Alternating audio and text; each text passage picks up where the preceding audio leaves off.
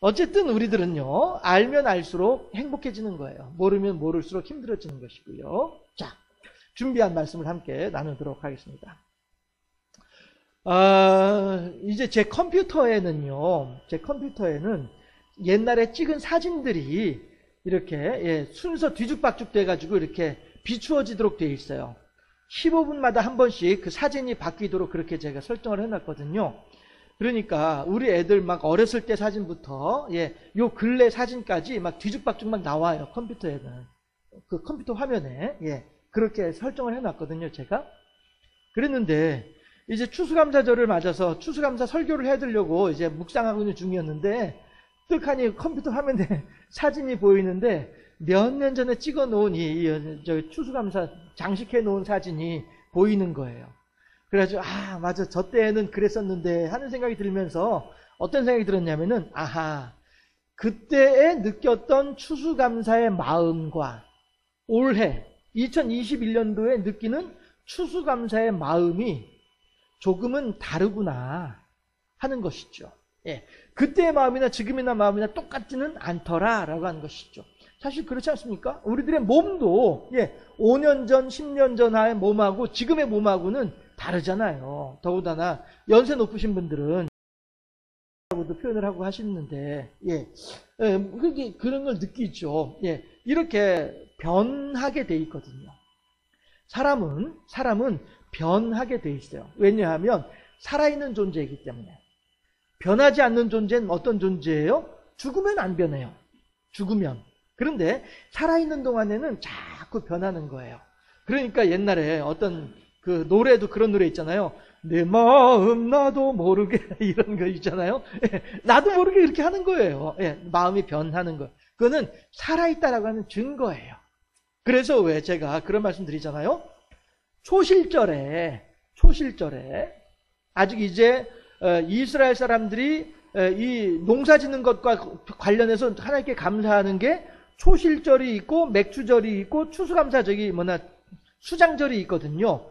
이스라엘 사람들이 3번에 걸쳐서 1년에 3번에 걸쳐서 추수와 연관된 감사를 하는데 그때 첫 번째 감사 초실절은 6월절을 지나고 무교절 기간 중에 첫 번째 안식일을 지낸 다음 초실절이에요.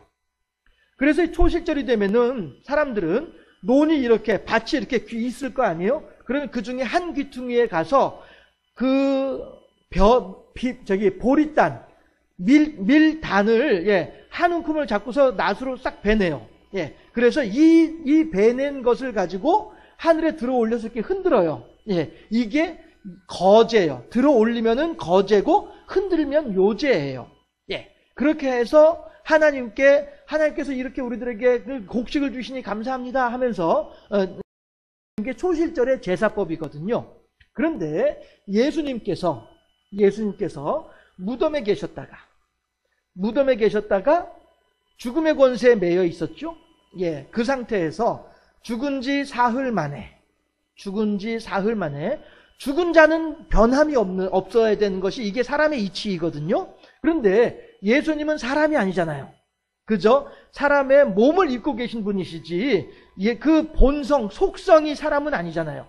그러다 보니 예수님은 사람들은 죽으면은 변함없이 그냥 그 상태로 있게 되는데 예수님은 죽음의 권세를 뛰어넘는 분이 예수님이시니까 사람의 예법을 따라서 사흘 동안은 죽음의 권세 아래 계셨다가 사람의 예법을 충족시키시고 어떤 예법이에요? 사람을 구원하기 위한 방법으로서 사람을 구원하기 위해서는 예수님께서 죽음의 권세 아래 사흘 동안 묶여 계셔야 되는 거예요. 그래야 사람을 구원하는 일이 완성되는 거예요. 마치 세례 요한이 예수님이 세례 요한한테 나한테 세례를 주도록 하라라고 하니까 세례 요한이 뭐라고 해요? 아니 예수님 도리어 제가 예수님한테 세례를 받아야지 어떻게 제가 예수님한테 세례를 줄 수 있겠습니까? 라고 할 때 예수님 뭐라고 말씀을 하세요? 그리하여 모든 예법을 다하라. 도리를 다하라. 이렇게 예수님께서 말씀하시잖아요. 그러니 바울도 마찬가지로 1차 전도 여행을 하다가 예루살렘에 들어갈 때에는 미리 머리를 밀고 들어가는 일이 있어요. 그렇게 함으로써 자기 자신은 율법과는 상관없는 사람임에도 불구하고 예루살렘에 살고 있는 사람들의 율법 정신을 지켜주기 위해서 스스로 머리를 밀고 예루살렘에 들어가는 일이 있거든요. 이게 다 무슨 이야기들이냐면은 그들을 배려하고 그들에게 아량을 베풀어주는 마음인 거예요. 예수님도 세례 요한으로부터 세례를 받음으로써 사람들의 도리를 다 해주신 거예요. 마찬가지로 예수님께서는 무덤에서도 사흘 동안 계시면서 사람에게 필요한 일들을 다 해주신 거예요. 그렇게 함으로써 사람을 구원시켜 주려고 하는 예수님의 간절한 마음이었던 것이죠. 그렇게 하고 난 뒤에 사흘이 지나고 난 뒤에 사람의 도리, 사람의 예법을 다 마치고 난 뒤에는 부활하신 거죠. 부활하시는 것이 뭐예요? 거제예요, 거제. 거제도 거제가 아니라 예. 그 땅에서 죽음의 권세에 매여 있던 몸이 죽음의 권세를 끊고서 일어나는 장면, 이 장면이 거제예요.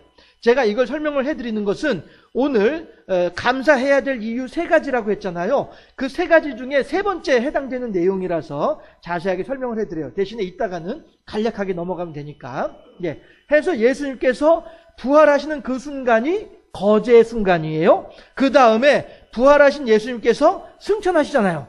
살아서 막 움직이시잖아요. 그렇죠? 부활하신 뒤에 40일 동안 이 땅에 계셨단 말씀이에요. 살아서 막 움직인단 말이에요. 여기도 나타나고 저기도 나타나고 빌립에게는 저기 그 마가다락방에는 2번씩이나 나타나고 막 이렇게 하면서 말이죠. 나타난단 말씀이에요. 이게 왜 그래요? 살아있으니까 그런 거예요.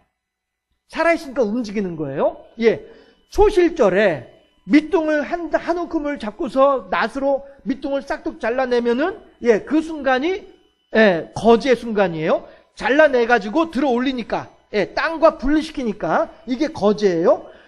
죽음의 권세에 매여있던 예수님께서 부활하심으로써 땅의 권세로부터 자유롭게 풀려나시니까 이게 거제란 말씀이에요.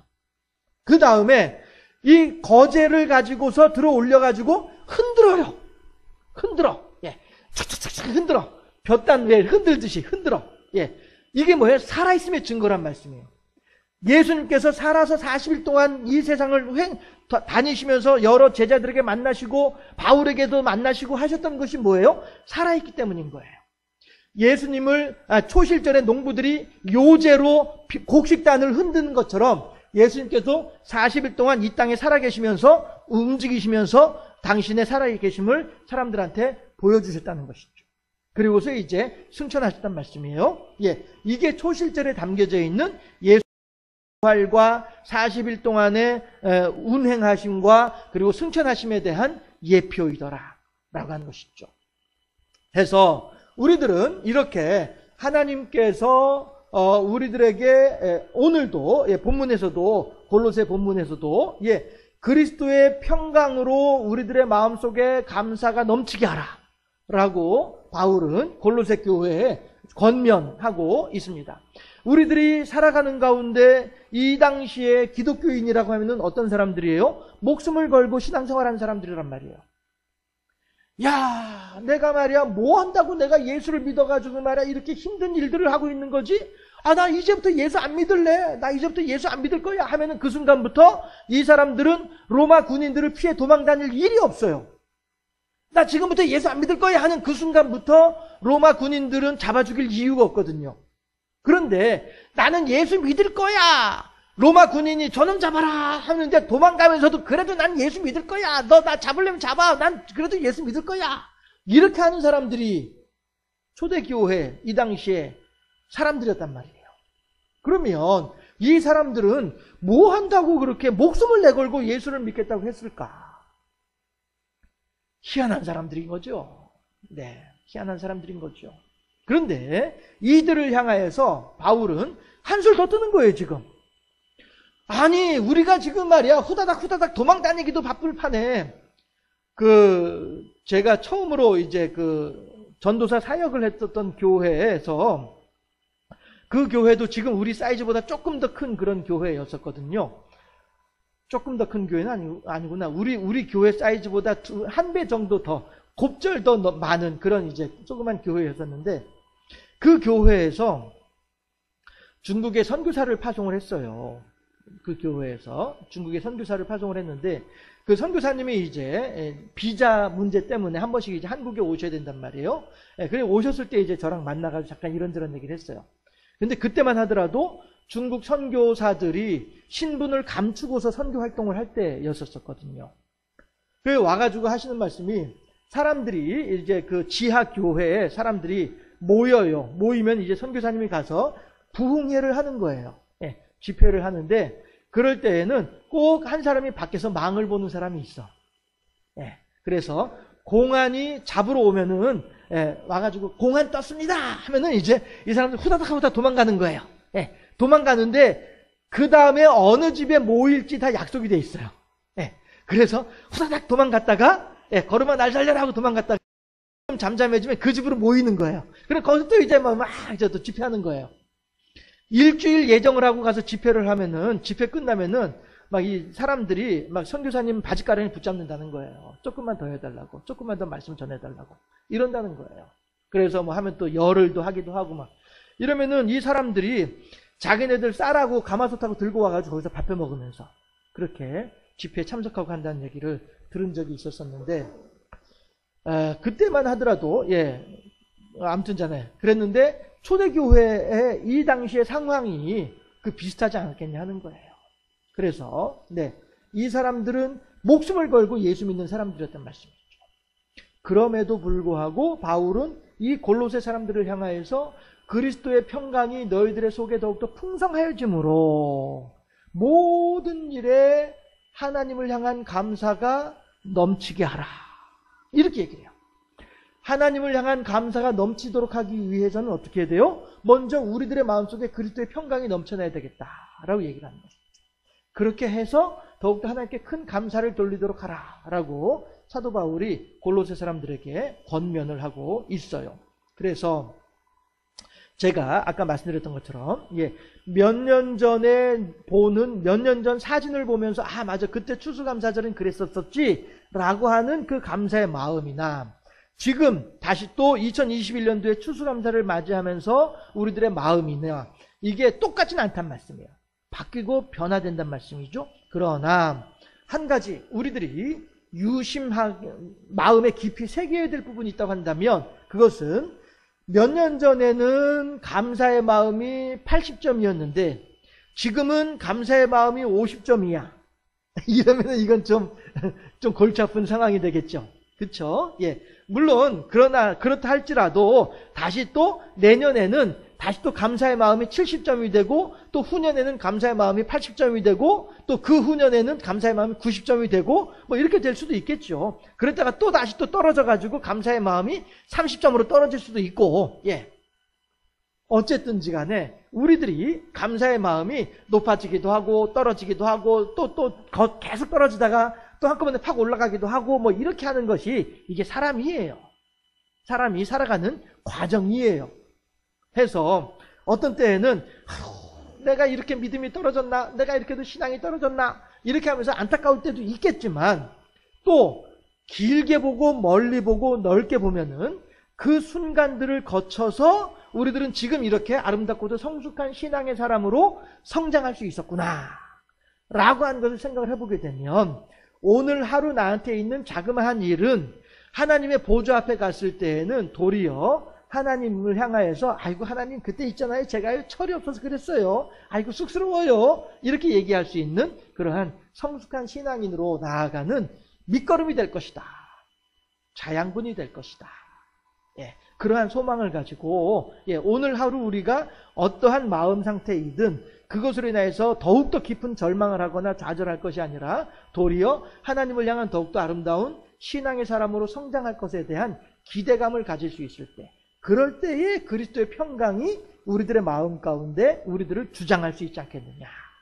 오늘 본문을 우리가 그렇게 묵상을 해볼 수 있을 것 같아요. 해서 그 로마 군인들을 향해서 도망 다닐 때 아이고 내가 제대로 도망을 갔는데 오늘은 내가 어떻게 도망을 제대로 갈지 안 갈지 모르겠어. 도망 못 가서 붙잡히면 뭐 붙잡히는 거지 뭐까짓 거 순교밖에 더 하겠어? 이렇게 그러한 담대한 마음으로 우리가 하루하루를 살아야 되겠다라고 하는 생각을 해보면서요. 네. 그러면서 이제 우리가 추수감사에 대한 내용들을 본문을 이렇게 묵상을 해보고 추수감사에 대한 내용을 한번 좀 생각을 해보면 여러분들 한자로 쌀미자를 보면은요 10십자가 있고요 위에 8팔자 아래에 8팔자가 있어요. 쌀미자가 그렇게 쓰여 있어요. 예. 그래서 그 쌀미자는 농부가 한 톨의 쌀알을 얻기 위해서는 88번 허리를 굽혀야 된다. 그래야 겨우 한 톨의 쌀알이 농부의 손에 들어온다. 그래서 쌀미자가 그렇게 쓰여져 있다라고 하는 얘기를 들었었어요. 그만큼 이제 농사 일이 힘들고 어려운 일이다라고 하는 것이죠. 그런데 직업은 다양해요. 예, 사람들의 직업은 다양해요. 뭐 요즘 세상만 직업이 다양한가요? 예전에도 다양한 직업의 사람들이 있었어요. 예. 그래서 그때에도 장사를 해서 돈을 버는 사람이 있는가 하면 그때에도 노래를 불러서 돈을 버는 사람들도 있을 수 있어요. 그렇죠? 예. 그런데 농사를 지어서 돈을 버는 사람도 있고요. 예. 어쨌든 무슨 일을 하든지 간에 어떤 직업을 가지고 있든지 간에 그 직업을 가지고서 돈을 벌어서 돈을 버는 이유가 뭐예요? 양식을 사기 위해서 돈을 버는 거잖아요. 그렇죠? 예. 양식을 사기 위해서 돈을 버는 거예요. 사람은 누구나 음식을 먹지 않고는 살 수 없는 존재이기 때문에요. 예. 그래서 장사하는 사람도 돈을 벌어서 양식을 사가지고 먹고 살아야 되고 노래를 부르는 사람도 돈을 벌어서 양식을 사가지고 먹고 살아야 되고 그래야 또다시 노래를 부를 힘을 얻을 수 있으니까요. 예. 이런 것 때문에 농사 짓는 일이 농자천하지대본이다 라고 하는 말을 그래서 하는 것이죠. 예. 농사를 짓지 않으면 아무리 돈을 많이 벌어도 장사를 해서 아무리 돈을 많이 벌어도 농사를 짓지 않으면 쌀이 없고 쌀이 없으면 아무리 돈을 많이 벌어봐야 그거 뭐 하겠어요? 예, 먹을 쌀이 없는데. 그렇죠? 예. 이래서 농사 짓는 일이 천하의 큰 근본이다. 아주 가장 기본적인 근본이 농사 짓는 일이다 라고 얘기를 하죠. 그래서 농사 짓는 사람들은 결국에는 나 혼자 잘 먹고 잘 살려고 농사를 짓는 것이 아니고요. 여러 사람과 함께 더불어서 행복해지기 위해서 농사를 짓는 거예요. 그래서 농사 짓는 일이 결코 단지 힘들고 단지 고역으로 있는 일이 아니다라고 하는 거죠. 오늘도 여러분들 지금 여기 있는 이 과일들이 그 몇 가지만 빼고는 다 직접 농사 지은 것들이잖아요. 여러분들의 손을 거쳐서 여기까지 온 것들이란 말씀이에요. 예. 이 나무도 마찬가지로 이거 지금 우리 교회 와가지고 처음에 왔을 때 있던 그 식물들 다 죽었는데 요거 2개 지금 살아남아 있어요. 예. 이것도 이제 저의 손길이 갔던 나무예요. 예. 어쨌든 이 다 우리들의 손길이 간 것들로 지금 이렇게 꾸며져 있잖아요. 예. 농사 짓는 것은 나 혼자만 잘 먹고 잘 살려고 짓는 농사가 아니고 이웃 사람들과 함께 더불어 같이 행복하게 살아가기 위한 방법이 농사이더라 라고 하는 것입니다. 그래서 요셉, 애굽에 살고 있었던 요셉, 애굽의 총리 요셉을 이야기를 하면은 이 사람은 농부들이 그 대풍년의 기간 7년 동안에 농사를 짓게 되면은 이 쌀을, 양식을, 곡식을 다 모아들이는 거예요. 예. 다 사들이는 거예요. 나라에서 다 사들여요. 그래가지고 농부들이 농사를 지으면은 우리 한 식구 10가마만 있으면 1년 살아. 그런데 20가마가 농사가 걷어졌어. 그러면은 10가마는 먹고 살고 10가마는 나라에다 파는 거예요. 예. 정부미가 그때부터 있었던 것 같아.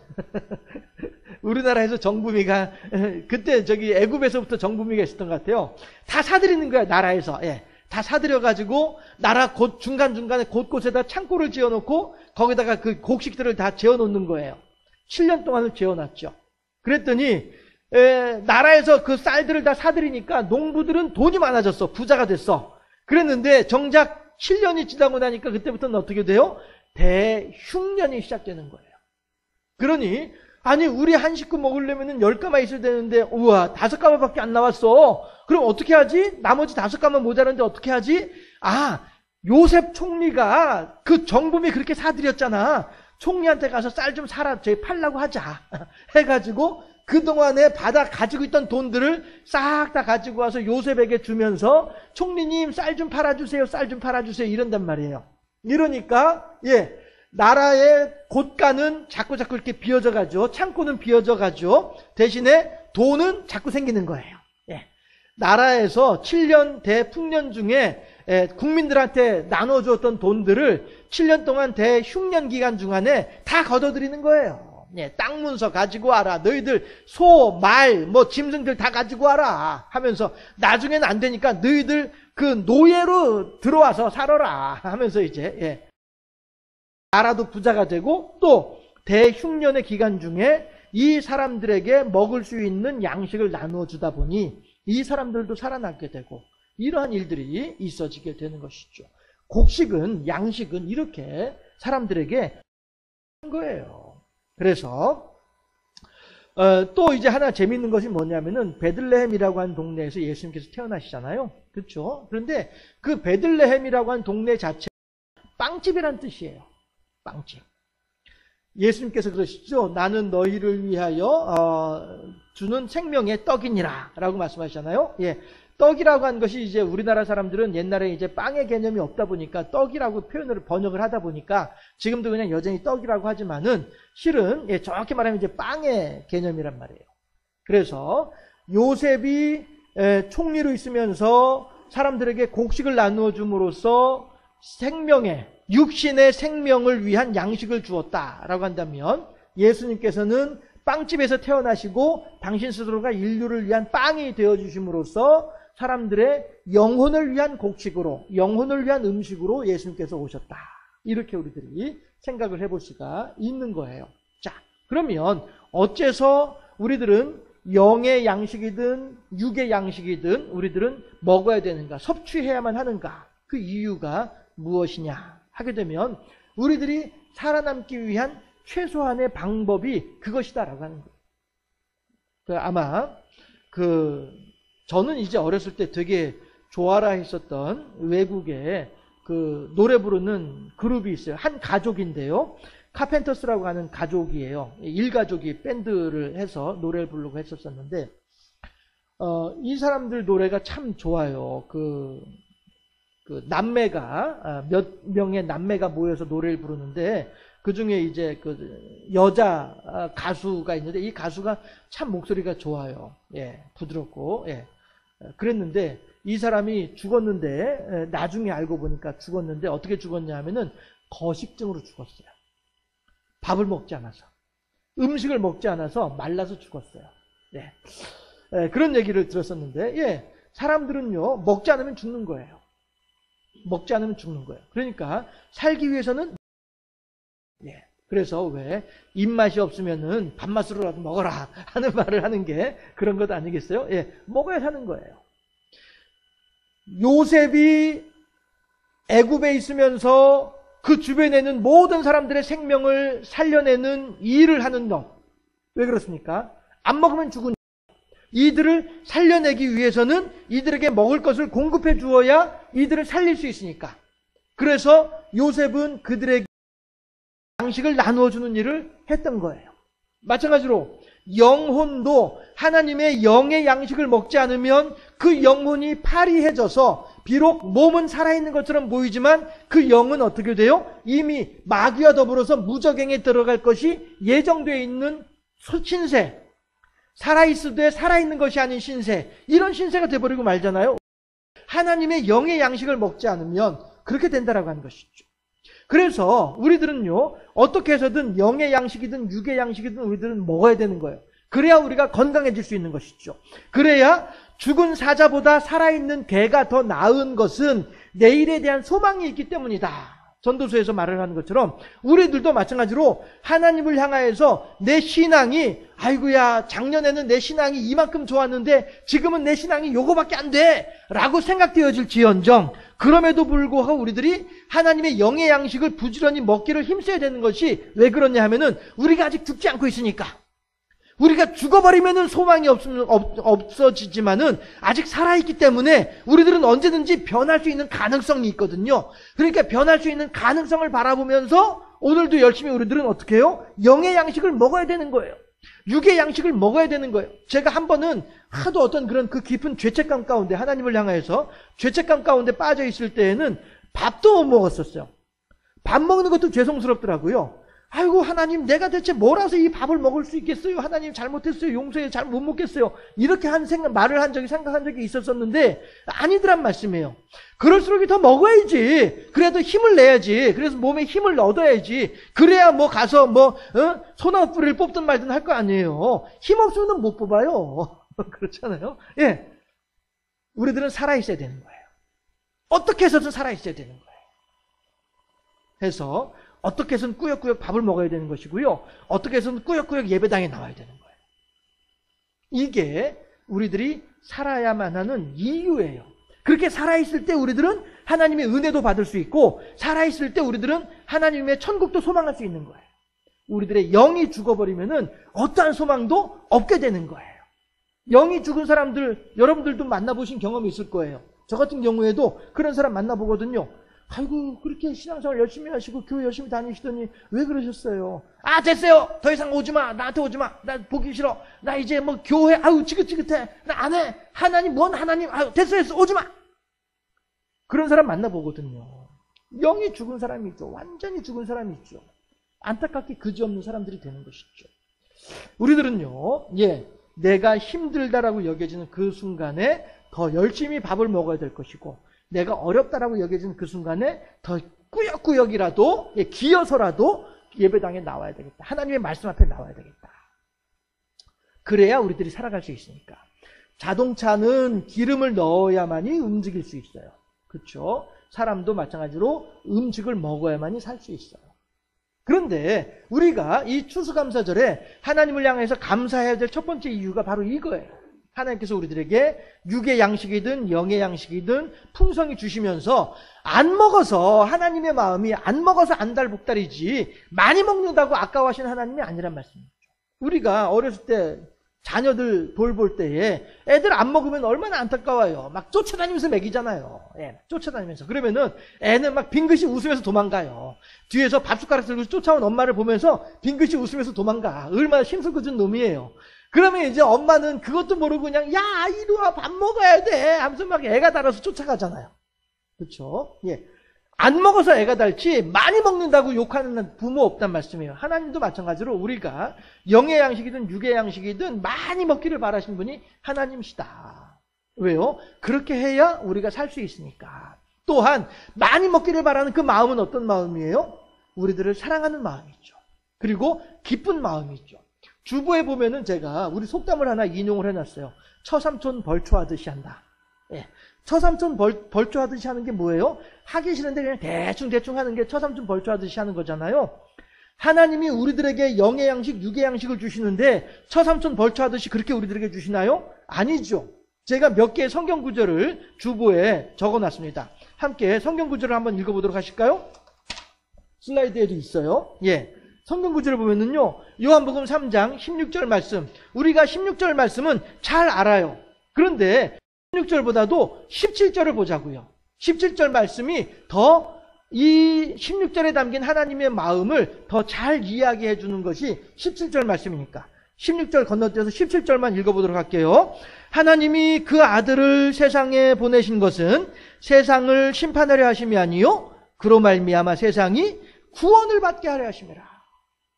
하나님은요, 우리들이 어떻게 해서든 구원받기를 바라시는 분이 하나님이세요.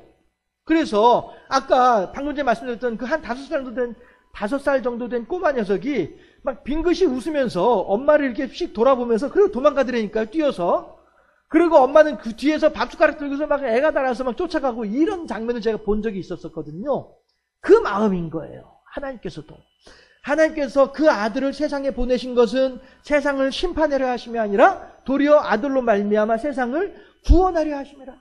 이게 하나님의 마음이에요. 길동아 밥 먹어야 돼 하면서 쫓아가는 그 엄마의 마음.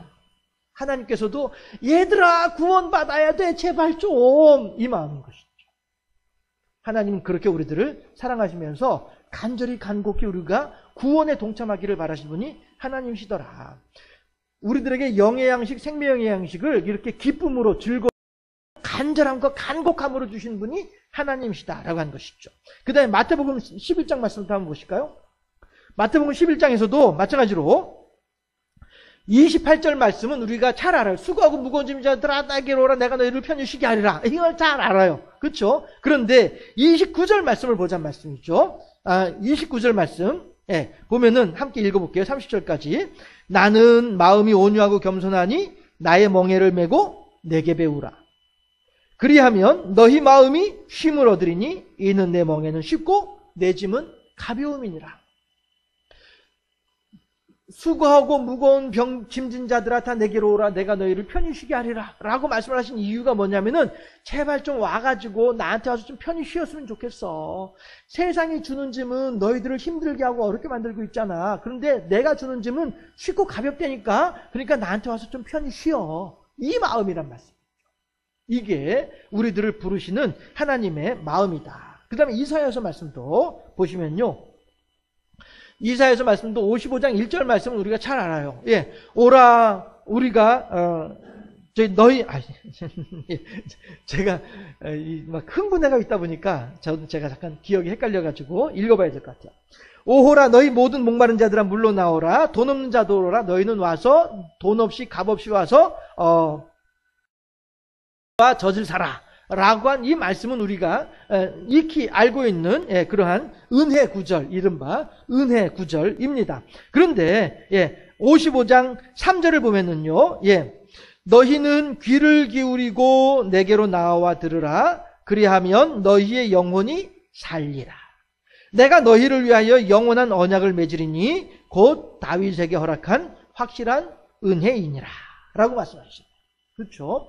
하나님께서 우리들을 부르실 때에는 처삼천 벌초하듯이 그냥 억지로 하시는 하나님이 아니고요. 그렇게 간곡하고도 간곡하게 우리들을 부르신 분이 하나님이시더라.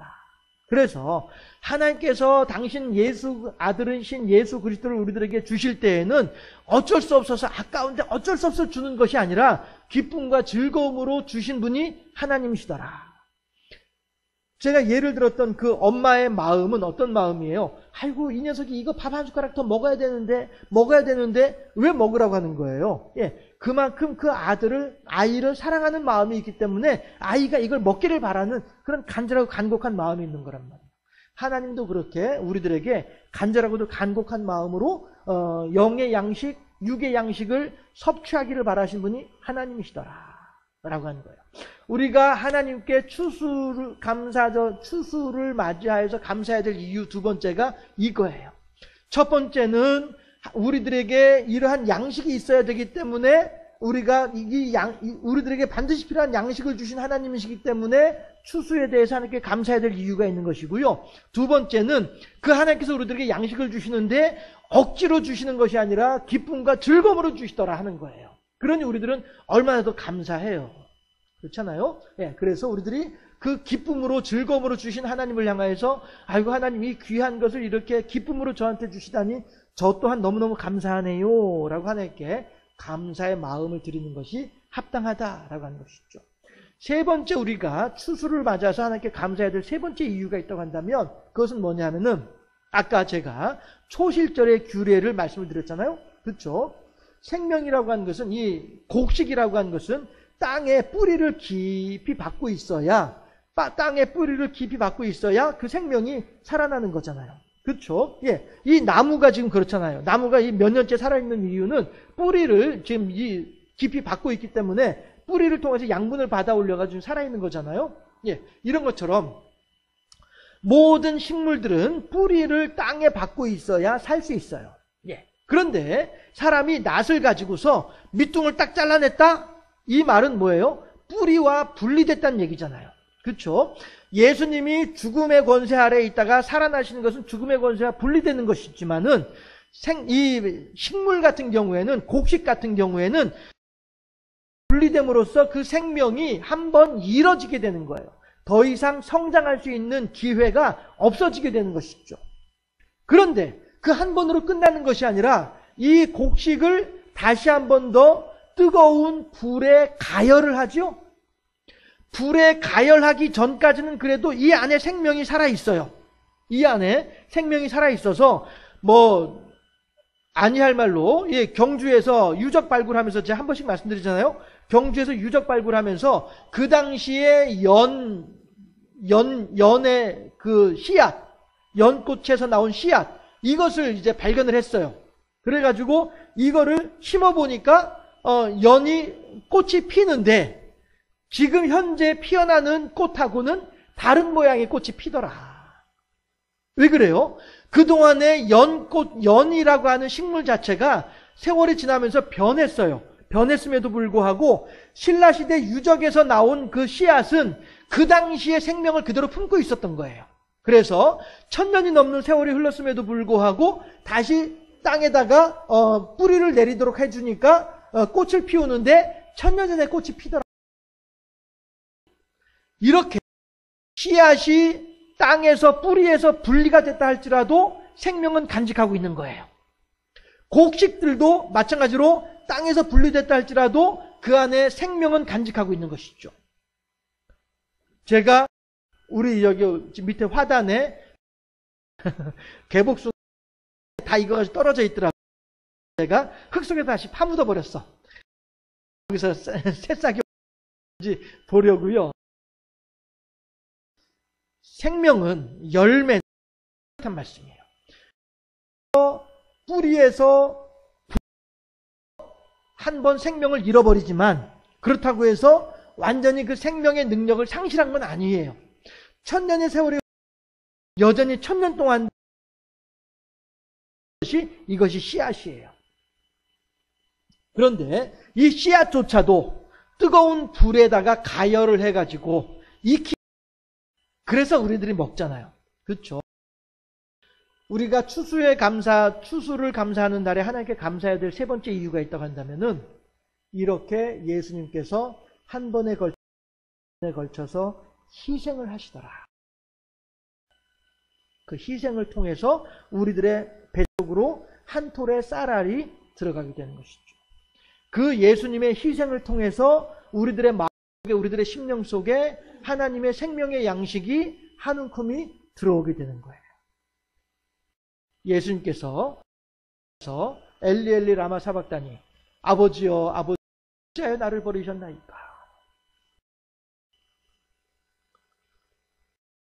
곡식단이 낫으로 잘라져가지고 땅과 분리되어짐으로써 한 번 생명을 잃어버리고 다시 또 뜨거운 되어짐으로써 또 한 번 생명이 이뤄지게 해서 완벽하게 죽는 것처럼 예수님께서도 저 우편을 떠나